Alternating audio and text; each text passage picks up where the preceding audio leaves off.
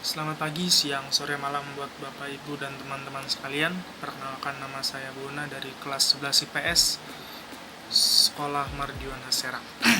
Pada video kali ini saya akan menjelaskan tentang pengertian dari mitigasi dan contoh-contoh upaya-upaya dari mitigasi. Yang pertama, saya akan menjelaskan tentang pengertian mitigasi. Apa sih mitigasi itu? Mitigasi itu adalah suatu cara atau upaya yang dilakukan manusia untuk mengurangi dampak dari suatu bencana alam. Bisa bencana alam banjir, tanah longsor, gunung Merapi, atau gunung meletus, dan lain-lain. Mitigasi dibagi menjadi dua, yaitu mitigasi non-struktural dan mitigasi struktural. Mitigasi non-struktural itu merupakan upaya-upaya yang dilakukan untuk mengurangi dampak dengan cara mensosialisasikan apa? Mensosialisasikan upaya-upaya untuk bagaimana cara mencegah terjadinya gempa bumi atau banjir dan segala macam, dan untuk mengurangi dampak. Yang kedua, mitigasi struktural. Mitigasi struktural itu dilakukan seperti contohnya itu membangun bangunan-bangunan, gedung-gedung ataupun rumah-rumah dengan struktur fondasi yang kuat, agar jika nanti terjadi suatu gempa bumi, bangunan tersebut tidak hancur atau tidak rusak sedikit. Contoh-contoh upaya-upaya yang dilakukan untuk mencegah ataupun untuk mengurangi dampak dari suatu bencana itu bisa dilakukan sesuai dengan apa bencana. Yang pertama, bencana banjir. Banjir ini merupakan bencana yang sampai sekarang pun bisa dibilang setiap daerah pernah mengalami banjir tersebut. Dan bagaimana secara untuk mengatasi banjir ataupun mengurangi dampaknya? Yang pertama, kita bisa menjaga dan merawat lingkungan dengan cara melakukan reboisasi, sehingga menambah daerah-daerah resapan air, tidak membuang sampah sembarangan, membersihkan hulu sungai, dan lain-lain. Itu bisa kita lakukan secara sederhana yang bisa kita lakukan untuk mengurangi dampak banjir dan bahkan mengurangi banjir tersebut. Yang kedua, bencana alam gunung Merapi, gunung meletus.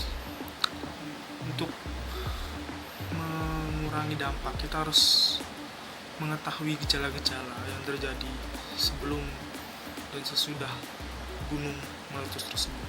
Seperti misalnya gejala-gejalanya, misalnya seperti bagi yang tinggal di daerah sekitar pegunungan Merapi, bisa mengetahui gejala-gejala seperti ini. Misalnya suhu di daerah sekitar gunung Merapi tersebut menjadi panas, dan juga seketika binatang-binatang yang tinggal di atas gunung pada berlarian turun karena merasa kepanasan di atas sehingga menjadi kedeman di bawah. Itu merupakan gejala-gejala sebelum terjadinya gempa bumi, dan kita manusia harus tahu agar jika nanti terjadi gunung meletus tersebut kita bisa menghindari dan mengantisipasi. Selain itu, upayanya juga bisa melakukan dengan cara mempersiapkan jalur-jalur evakuasi dan juga menyediakan tempat-tempat evakuasi bagi jika misalnya suatu saat terjadi gempa bumi tersebut. Yang ketiga, bencana alam tanah longsor.